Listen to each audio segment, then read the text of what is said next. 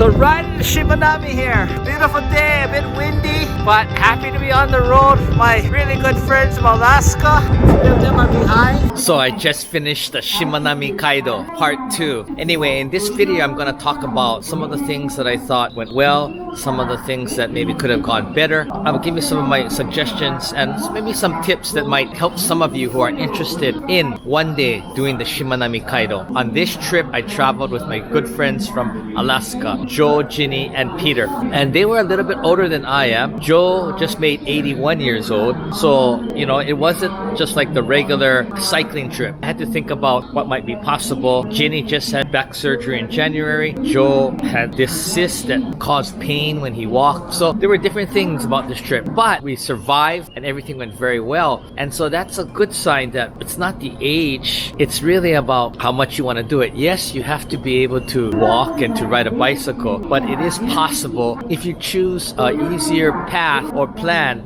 that it can be carried out. So what was different on this trip? Well, this trip we started from Imabari, not Onomichi. Onomichi is the side that has easier access, more of a larger city, the mainland of Hiroshima, whereas Imabari is on the island of Shikoku. Shikoku is very rural and in some ways a little bit depressed economically, and that's mainly because it's primarily agriculture and most of the people go to the big cities like Osaka and Tokyo to work. So my suggestion to many of you who are maybe older or just a beginner in cycling or just want to enjoy a nice cycling route that's not too difficult, not too tough, is what we did. Well, the first day we went out and we left Imabari and we went to 2 islands, but the wind was really strong. So after watching so many YouTube videos, no one mentioned about a key factor on this trip, and that was the wind. If you're going to bicycle, if you're going to cycle, you need to cycle with the wind at your back if at all possible. So that means that you plan according to the wind. So if you're taking the ferry out to an island and you're riding back to Imabari or back to Onomichi, the goal is either you ride to the ferry port or you ride back from the ferry port, but you plan to have the wind at your back, not against the wind. That was one of the major challenges that we had on this trip, was the wind. In fact, Joe and Jenny and Peter all said the same thing. In my imagination, are we mostly riding into the wind today? We're riding into the wind today. We should have taken the ferry up to that And point come down. and ridden home, right? So let's consider that Yeah. for tomorrow. We're have to ride with the wind. Yeah. Make it so much easier. Yeah. It was about the wind. And so if you know which direction the wind is blowing, you can kind of mix it up, because you could take the ferry out to a place and ride back, or ride out and take the ferry back, depending on which way the wind is blowing. And another thing that you have to calculate is the distance, how far it is. I was using the Toso Shimanami maps, but even that, you really got to study it to understand how far it is, what the slope incline is, how many bridges you have to climb. It does take some pre-study to know what the best plan is. In the first day, we left Imabari and headed north, and then we hit the onward wind, which was the northeast blowing down, and that was really hard as we rode up to the, I think we went to 3 different islands. From we left Imabari, we hit Oshima, and then we hit Hakatajima. And so even those 3 islands, it was hard riding up the slope with the wind blowing in your face. Another thing is the ferries. They're not very frequent. They're like every 2 hours, and some of them they've canceled. So you have to make sure that even if it's written on like the Shimanami Toso maps, or it's written on brochures, that you confirm. And one thing that happened to me was, what was written on the Toho Shimanami map was that I had 2 options, like I think it was 1:30 and 4:30. But when I went to the terminal on the way out, they said that the first one had a circle around it on another information sheet that said they won't take bicycles. So we were stuck, and so I figured, okay, well, we have no choice. Instead of, we might have to wait 2 or 3 hours at the terminal, which we did on the first day, because that's where the ending point was, and we couldn't go on to the another terminal stop because we wouldn't have made it in time. So all of these things have to be calculated and figured out, like how much can you ride, whether you have a regular bike or e-bike, the wind, the slope incline, the physical shape of the people riding with you and yourself. So we did have a struggle on the first day. We learned better, and the second day we kind of toned it down, and we went to these 4 smaller islands nobody talks about. I didn't see any video on these 4 islands on any YouTube videos, and then I said, I want to see something different, and so we went, and we really liked it. Not actually on the main Shimanami course, but it wasn't that hard. It wasn't on the main Shimanami path.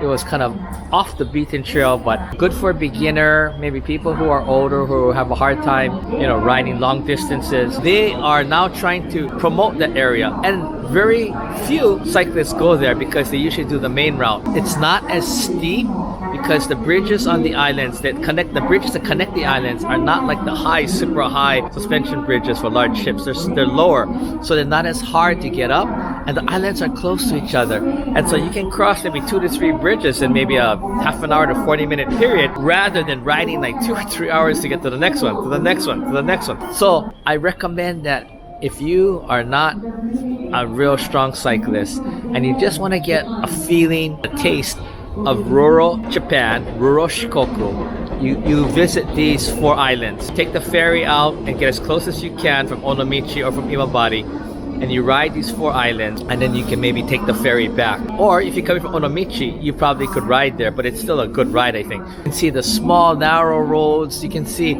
the people, the community. We really enjoyed meeting the people on these smaller 4 islands. People would like this kind of just sleepy little village, hang out, ride around. It was much more laid back. It was much more calm. It seemed they had time. Whenever we asked someone for help, like once we went to a market, I asked one person, 3 people came out to help us. This is that car can take us. I said, no, we can find it. The whole village wants to take us. She wants to meet us. Oh, okay, I get. Hi. 何ですか? 桟橋でしょ? フェリー乗れるところ。あ、ごめん、自転車乗せるフェリー。高速？私そこへ行くから、あと、カモ。Okay, わかりました。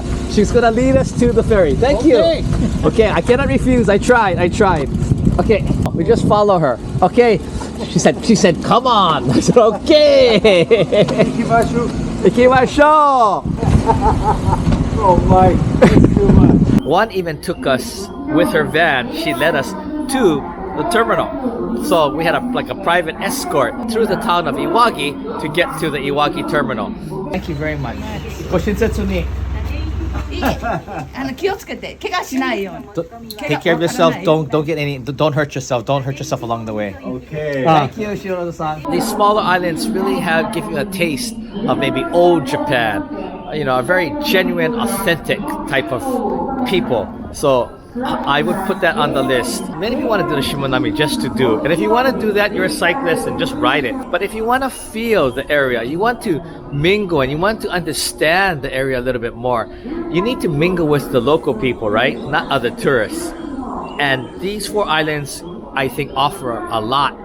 Maybe even more than the Shimanami path, because they want you to come really badly. And right now, like, we took the ferry up to these islands, and they're offering a discount where you don't have to pay for the bikey fee, which was 580 yen. If you have an e-bike, you have to pay the extra 100 yen because of the weight, but you still get the 580 yen off of your bike charge. We stayed at the Imabari Kokusai Hotel in Imabari. Now, the group I was with, Joe, Ginny, and Peter, they really liked this hotel very much. They thought it had everything, great breakfast, wide selection, staff was nice, they have a hot spring bath. They do charge for that. I think it was 1,100 yen. But all in all, they were very happy. So we have a French, Chinese, and Japanese restaurant, which we ate each night because Joe had a harder time walking. But they had everything that you pretty much need if you're going to stay in one place. So they were very happy. Now, in my case, I was a little more critical, and I would say that it is the nicest hotel in Imabari. However, the level of service and attention to detail probably is still about maybe one step down from like bigger cities like Osaka or Kyoto or Tokyo. So just keep that in mind. I thought that they could have upped their game a little bit more. and the building, the facility itself is a little bit old. So I'm not saying it's run down, but it's a little bit old, and you can tell there's some wear and tear. But that was the nicest hotel in Imabari. And from there, that was our takeoff point. We rented bikes at the Giant Shop. Now there's two main stores, it looks like, at the station. And I'm sure there might be a couple others around Imabari, but we wanted e-bikes.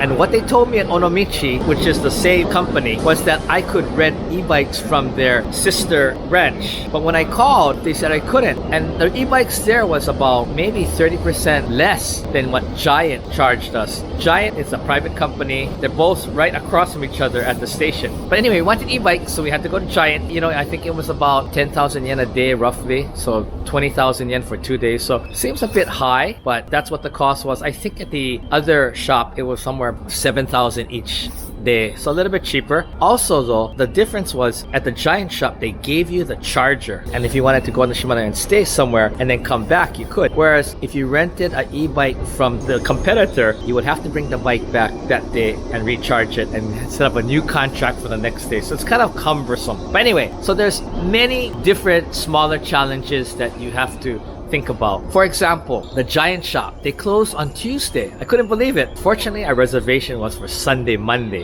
And if we had gone to Tuesday, you can't return the bike. You have to return it by Monday. That means that you would lose that day. Or if you come in on Tuesday, or I mean, if you want to rent on Tuesday, you can. So you have to plan according to when their store is open. Another thing was, there were like 5 different repair shops, and they were all closed on Sunday. So what if something happens along the way and you need to have your bike repaired right away? You couldn't get it done. So it was kind of random. Like different shops had different days off. Now you think if you're gonna do tourist industry business, that you need to be open 7 days a week, at least during the season, like spring to the end of fall, right? But that's not how it is out in Shimanami, in Imabari. I think Onomichi, the shop was open every day. So that's another thing you have to plan around is, do they close? Or if they do close, when do they close? So you can plan your trip. And there are other things that I felt were not really convenient. Again, as I said before in my earlier video, it's not convenient in rural Japan. City Japan, Tokyo, Osaka, Kyoto, big cities, right on, bang, bang, bang, bang. But rural Japan, they're still, their game is still on the lower level. So just expect that. You know, I really like the people, the rural life. But when it comes to convenience and systems and processes, they're still quite behind. And one more thing that I did notice is the level of service in the rural areas. They're nice, but it's not at the same level as cities. It's even that's the service level is probably 1, even 2 notches down. For example, taxi drivers. It's the first time in Japan that I met taxi drivers that were so unfriendly. You know, they weren't mean or rude. They just never said thank you. They never said hello. Kind of grunted sometimes. So it was the first time in Japan I experienced that, and it was only in Imabari. So I can only say, after riding, how many did we ride? Maybe 6. We rode the taxi 6 times, and I saw basically the same attitude of all the taxi drivers. Service in Imabari is maybe 1 to 2 notches down, especially the taxi drivers. Kind of sad, especially when you're economically depressed. You probably want to try harder to bring the tourists there, but it was the opposite. It was like this was the norm. So my friend said that for them it was great, and they're from America, so maybe compared to America, you know, and it wasn't bad, the hotel. It was just, I could see a lower level of attention to detail and being able to anticipate guest needs, the so-called omotenashi. Oh, so all in all, it was a great ride. I got to see my friends from Alaska. I haven't seen them in years. That part was all great. It was just things like the wind, just the ferry system was a little inconvenient, making sure you could get back, so you had to time it, which ferry took bikes, which ferry didn't take bikes. But I will say that we were on a ferry going out, and so I asked that we want to come back on an earlier ferry, but it says it has a circle around it that you cannot load bikes on that. We have to wait until 4:30 instead of 1:30, which is a big difference, right? Because the ferries are quite infrequent. That's another problem. But the guy, he was kind of gruff and rough. He hesitated, and then I talked to him and I tried to say, my friend Joe is 81 years old and we're not sure we can make it back and we want to go back on an earlier ferry.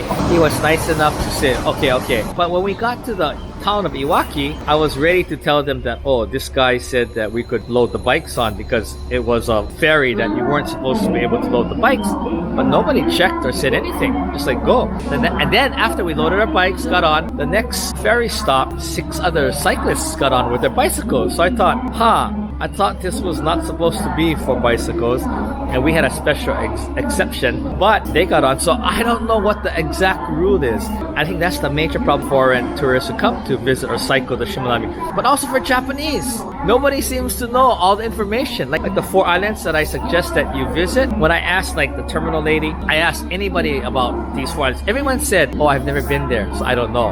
I said, how far is between the islands? How high are the bridges? What's the wind direction? Nobody knew, except the ferry employee. So I think you have to ask the ferry employee for wind direction, other things. But already you're deciding to go, right? You already kind of have a plan. That I think was one of the biggest challenges, is trying to figure out ferry times, wind direction, can I or can I not load bikes on, and try to find out, like, I have to get to a certain ferry terminal by a certain time. Can I get there in time? And depends who you're riding with. You have an e-bike or regular bike. All these things take critical thinking. So it's not just like set for you, just jump on a bike and ride the Shimanami. You gotta plan all of these. Now, if you're a strong cyclist and you're just gonna ride from Onomichi to Imabari, 75 kilos, great, no problem. But if you want to see the area and you're not a true cyclist and you want to enjoy the people, the local cuisine, the local area, you want to stop along the way, I would suggest making a more reasonable plan that allows you to have options to either return by ferry or to go out by ferry. It makes it a little bit easier. Or go out but come back. You don't have to go from Onomichi to Imabari or Imabari to Onomichi. Or a lot of people, they stay halfway. But what I also found, and this is me again, is that the lodging in between, I only stayed at one place, but what I saw on the internet is that it doesn't seem to be that private or that comfortable. It's very basic, more like a minshuku or a simple B&B hostel type. Many times it doesn't have a private bath, and so if you're more into a little bit more luxury, or you want a private bath, and maybe you have to stay in the bigger cities like Onomichi or Imabari, and I think there's a couple really expensive, nice hotels in the middle islands, but it's gonna cost you, so maybe 20 to 30 kilometers while stopping along the way, taking photos, taking video. Especially if you're a YouTuber and you want to take photos and video, I would highly suggest you break up your trip into 2 or 3 days, unless you have pressure that you gotta ride and then you gotta keep going because you gotta reach your destination. And if you don't have an e-bike, even more difficult. I realized that the e-bike has 3 speeds, eco, normal, and sport, and makes a complete difference when going up hills and against the wind. But like even on the first day, that we had some trouble with the wind. Even going with sport function, the winds are so strong, going uphill was really, really challenging. You have to really think of all these variables. Now, I'm not trying to discourage anybody because again, I'd come back here and do this tomorrow if I had a chance. But it does take a lot of thinking, and every time I come to the Shimanami, I learn a little bit more what's possible, what's not, what I would like to do. And now after 2 trips, I would recommend that you break up your tour into smaller circular routes that you go and you come back and return to your city, whether it's Imabari or whether it's Onomichi, if you want to stay in a nicer hotel or lodging that has a private toilet and bath. That's up to you. Or you stay halfway and you can keep going. But then you have all the other issues like other rental shop that you had to bring back the e-bike if you have an e-bike and recharge it at the same shop. Initially they told me, oh, you can take it over and you can return the e-bike at Imabari. But then later on I found out you cannot do that. Then they also told me you can rent an e-bike from Imabari from their shop. And when I called, I couldn't. I had to change to Giant. So the information, there's no consistent information many of the time. And what somebody says or what this brochure says or what this information sheet says, it's not the same or it's changing. And that's what makes riding the Shimanami so complicated or confusing at times. Nobody knows all the information. The information seems to be different at different places on different forums, and different people know different things. So for me, I found out the person who knows the most about like those 3-4 islands was the ferry drivers, because they do it every day. He told me how to ride, about how long it would take. When we landed and we asked people, how far is it from this island to this island? They all said, oh, far. We go like, what? I thought it was close. But their far was about 10 kilometers, which is about 6 miles, which is not that far, but maybe for their perspective, that's far. But for us, 10 kilometers in 2 hours, no problem, right? So there's a lot to process when you are riding the Shimanami. If you could speak Japanese, I had someone with you that could speak Japanese. It's very helpful. Even if I speak some Japanese, it still was very, very challenging at times. I think that's part of the challenge of the Shimanami, is working through all of these different issues, these random things that come up that you have to deal with. And of course, weather is always a big thing. And if the rain is the worst, you don't even want to go out. The wind is what we really dealt with this time. Also, if it's cold, you know, and in the summer it might be almost too hot. All those other things you have to deal with. How much food to bring, or how much drink to bring, or now from Imabari out, I found there were a lot more convenience stores. But when I came from the Onomichi side, from the first island, I didn't see anything. I think maybe one shop. I don't know. There was a convenience store. I don't know if it was on the first island or the second island. Almost nothing the first couple of islands. But the Imabari side, there was enough along the way. So again, it depends on which side you stay and what side you leave from. It does take a lot of planning. You should plan. You need to be flexible, whether it's the weather or the wind direction or what you think. So you may end up changing your plan like we did. The second day we completely changed the plan.